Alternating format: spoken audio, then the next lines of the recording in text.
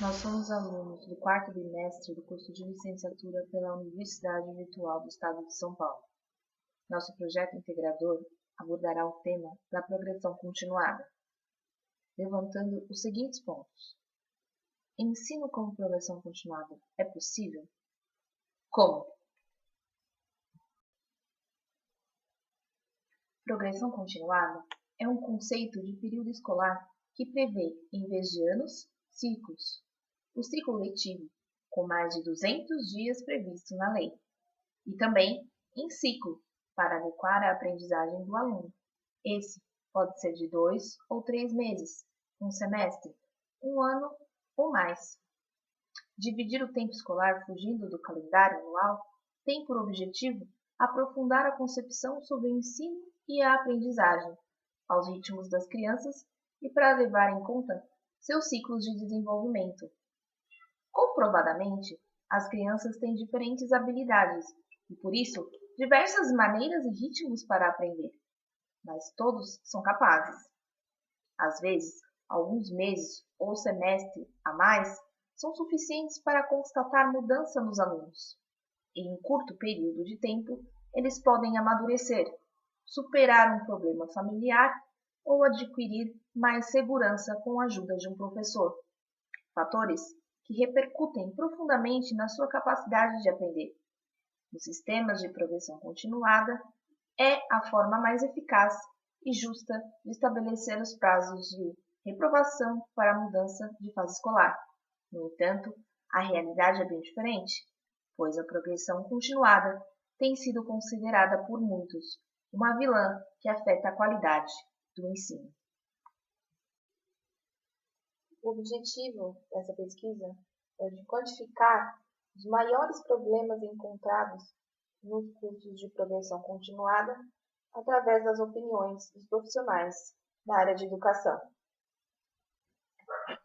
O regime de progressão continuada, criado em 1996, é um conjunto de orientações incorporado à Lei de Diretrizes e Bases da Educação Nacional, LDB de 96, e adotado no ensino fundamental pelas escolas da rede pública. A avaliação transforma-se em instrumento e essencial para a observação da progressão do aluno.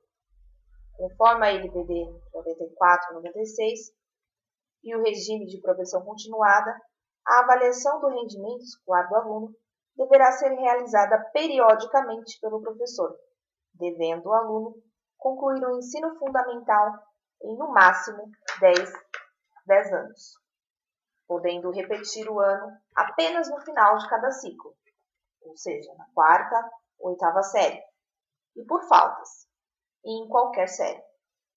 A partir dos anos 80, começou a haver uma maior conscientização sobre essas questões, especialmente sobre o fato de que as oportunidades de participação e práticas sociais de leitura e escrita contribuem decisivamente para o repertório de conhecimentos linguísticos da criança, o que, de forma indireta, determina o tempo necessário à alfabetização. Isso acabou por sugerir a defesa de um tempo de aprendizagem escolar adequado às reais condições das crianças e por legitimar uma tendência colocada em vários países, a organização da escolaridade em ciclos. Desde então, vários sistemas de ensino passaram a se organizar em ciclos, especialmente nas séries iniciais, a antiga primeira e segunda série.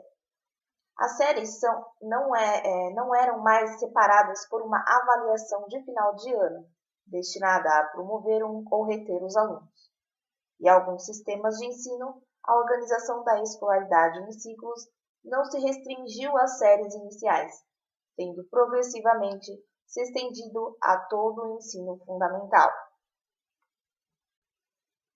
Do ponto de vista político-pedagógico, defender a organização da escolaridade em ciclos, segundo a concepção de progressão continuada, é defender também o direito do aluno a condições institucionais que contribuam para o seu processo de aprendizagem, o que não ocorre num sistema seriado e caracterizado pela cultura da reprovação. A defesa desse direito é hoje um consenso na comunidade educacional e uma prescrição legal. A Lei de Diretrizes e Bases da Educação Nacional oferece uma série de aberturas para que os sistemas de ensino adotem as medidas que considerem mais adequadas para assegurá-lo. No artigo 32, diz: o ensino fundamental com duração mínima de 8 anos, obrigatório e gratuito na escola pública, terá por objetivo a formação básica dos cidadãos mediante 1. O desenvolvimento da capacidade de aprender, tendo como meios básicos o pleno domínio da leitura, da escrita e do cálculo. 2. A compreensão do ambiente natural e social, do sistema político, da tecnologia, das artes e dos valores em que se fundamenta a sociedade. 3. O desenvolvimento da capacidade de aprendizagem, tendo em vista a aquisição de conhecimentos e habilidades e a formação de atitudes e valores.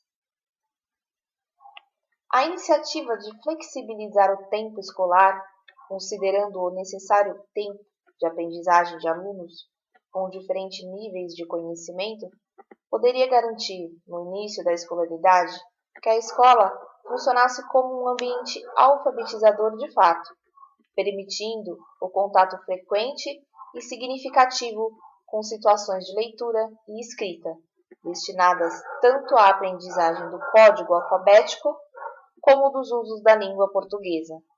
Nesse contexto, os alunos teriam a chance de um percurso de aprendizagem contínuo ao longo de um ciclo básico, geralmente com duração de 2 anos, sem o prejuízo de uma eventual retenção ao final da primeira série, sempre que ainda não estivessem completamente alfabetizados, o que até então obrigava os retidos a recomeçarem tudo de novo no ano seguinte, como se o fato de terem sido retidos significasse que nada de importante haviam aprendido. Ainda sobre o tema ciclos e a progressão continuada. A proposta de ciclo representa e continua representando uma possibilidade concreta de superar a injustiça do tudo ou nada, encarnada no sistema seriado e que conta ao final do ano letivo, no momento da promoção e retenção. Não é o quanto o aluno aprendeu, considerando ao mesmo tempo o que sabia de início e os objetivos de aprendizagem colocados para aquela série, mas apenas o quanto ele aprendeu, ou não, considerando exclusivamente os objetivos propostos.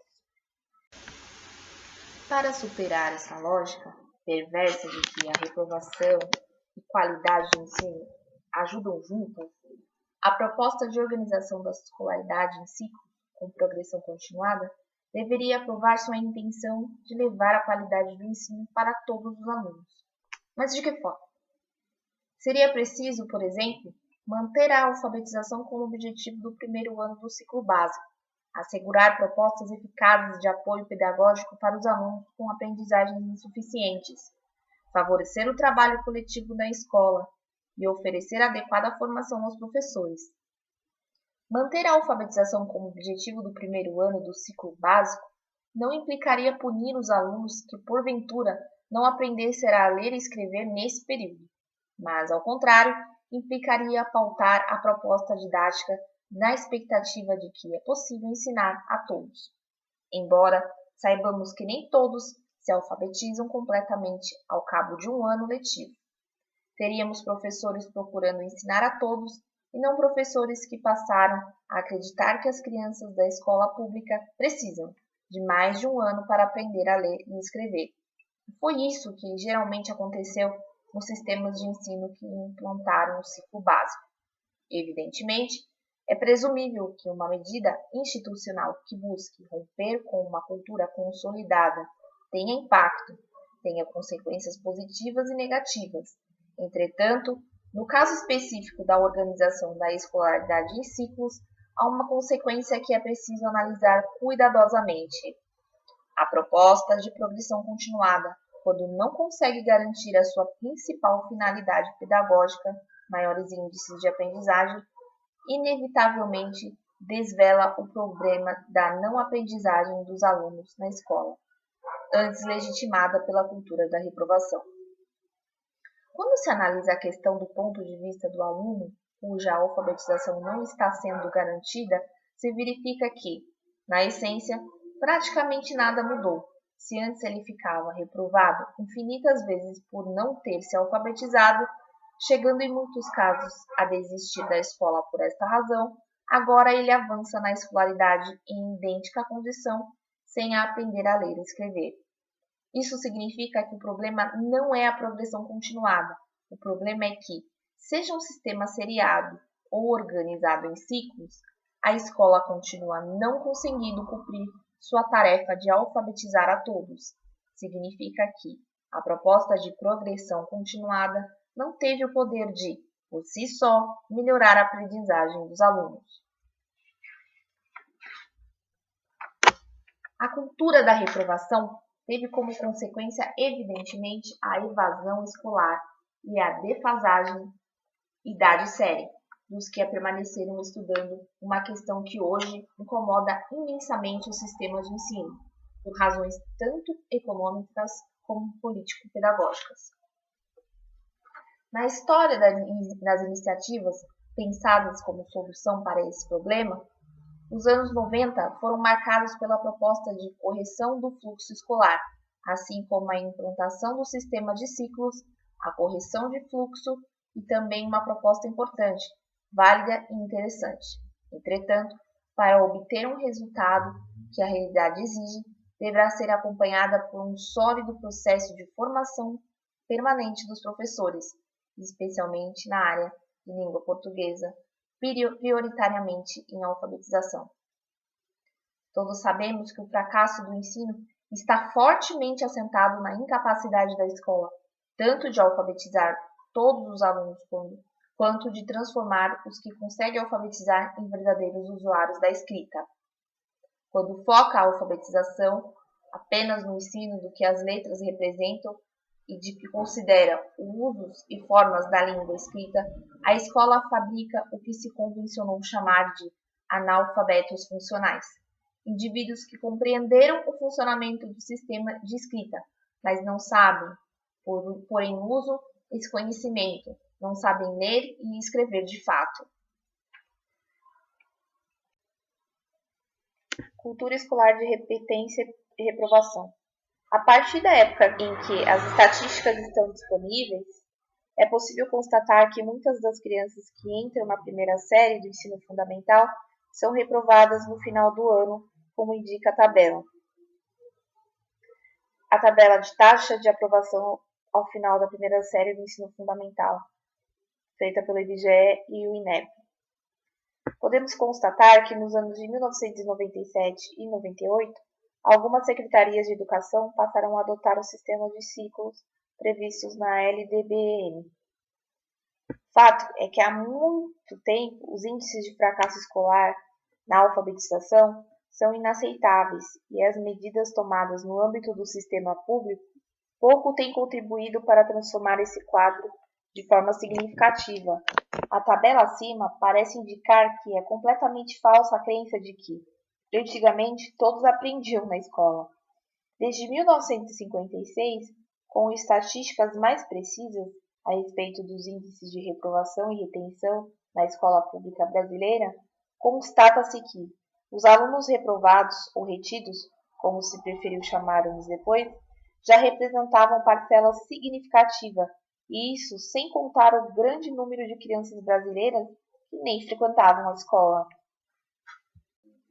Em oposição a uma concepção de escola conteudista, ou seja, preocupada acima de tudo com a transmissão de conteúdos escolares, foi se configurando uma concepção de várias experiências em uma escola transformadora, progressista, mas infelizmente nem assim se conseguiu garantir a todos os alunos o direito de desenvolver diferentes capacidades na escola, o que evidentemente pressupõe aprender a ler e escrever.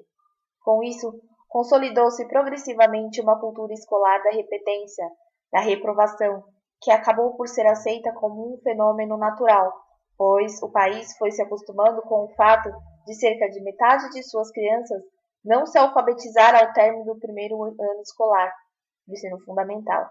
Essa cultura teve uma enorme influência no universo de representações que os educadores foram construindo sobre o fracasso escolar e sobre os alunos que fracassaram, bem como na sua relação com eles. Frequentemente, essas representações expressaram-se em falta de confiança nas reais potencialidades que eles têm para a aprendizagem de modo geral. Se é verdade que esses alunos chegam à escola sem muita intimidade com os usos sociais da escrita e com os textos escritos, também é verdade que eles trazem um repertório de saberes que as crianças e jovens de classe média e alta não possuem. Saberes que não são valorizados e nem validados do ponto de vista pedagógico. Todo aluno tem direito a uma educação escolar que, pautada no princípio da equidade, garanta o conhecimento necessário para que se desenvolva suas diferentes capacidades. Uma educação que não acentue as diferenças provocadas pela desigualdade de oportunidades sociais e culturais, que não as tome sob nenhum pretexto como diferenças relacionadas às suas possibilidades de aprendizagem. Não se pode esperar que os alunos iniciem a escolaridade sabendo coisas que nunca tiveram a chance de aprender. Quando eles não sabem o que se espera, é preciso ensiná-los. Em 2014, a Rede Estadual de São Paulo passou a ter 3 ciclos do ensino fundamental, com a mudança do sistema de progressão continuada. Essa fase da escolaridade fica dividida em 3 etapas, do 1º ao 3º ano, do 4º ao 6º ano e do 7º ao 9º ano. Antes, o ensino fundamental estava dividido em 2 etapas, os anos iniciais, do 1º ao 5º ano, e os anos finais, do 6º ao 9º ano. Com a nova formatação em 3 ciclos, os estudantes poderão ficar retidos 3 vezes ao longo do ensino fundamental, ao final de cada uma das etapas. Esses estudantes passarão por uma recuperação intensiva ao longo de um ano, onde farão a revisão dos conteúdos com estratégias pedagógicas diferenciadas e específicas, de acordo com as suas necessidades. As mudanças não alteram o ensino médio. Nessa etapa da escolaridade, o sistema é seriado, ou seja, o aluno pode ficar retido ao final de cada um dos 3 anos do ensino médio. Quando avaliamos a educação, os resultados do SAEB em 2001 revelam que 59% das crianças da 4ª série não sabem ler. Tratando do PISA, em 2003, mostra que 50% dos avaliados estão abaixo do nível 1 da proficiência. Continuando esta avaliação, os dados apresentados em 2001 pelo INAF apresentam que 9% da população entre 15 e 64 anos está em situação de analfabetismo absoluto. 31% consegue apenas localizar informações em textos cultos. 34% localiza informações em textos de extensão média. E 26% é capaz de ir além da localização de informações, comparando partes do mesmo texto ou textos diferentes entre si, realizando inferências e sínteses. A análise dos dados coletados por meio das respostas dos participantes foi feita de maneira quantitativa.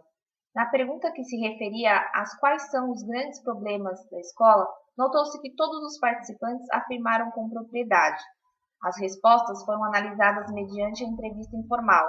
Na tabela a seguir estão os resultados da pergunta sobre a opinião dos participantes sobre os problemas nas escolas.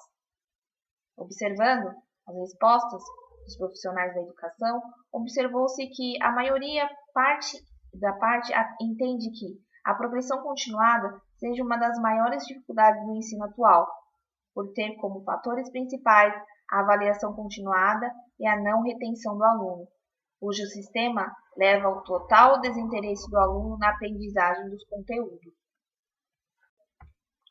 Nosso protótipo final traz 2 propostas de intervenção. A primeira seria o remanejamento do aluno para uma sala ou classe unificada dentro da perspectiva de recuperar o que foi perdido. E a segunda intervenção seria a implementação de estágios obrigatórios em regime de residência para estudantes de graduação em cursos de licenciatura, especialmente em pedagogia. Em nossas considerações finais, eu quero dizer que análises demonstram que a implementação da progressão continuada não foi suficiente na tentativa de ocorrer melhorias na aprendizagem dos alunos nos ensinos fundamental e em escolas públicas. Mudanças são esperadas pelos profissionais da educação para que este programa seja de fato uma realidade que vise o aprendizado, e não apenas métodos de gestão educacional, que foquem apenas problemas como evasão escolar. É preciso visar novas estratégias que possam ocasionar uma estruturação em todo o meio de organização educacional, além da preocupação com o aproveitamento educativo dos alunos. Outro foco interessante está na formação dos educadores, visando um maior período de estágios para estudantes em licenciaturas, sugerindo uma fase de articulação entre teoria e prática, como ocorre em outras áreas, como exemplo, a medicina.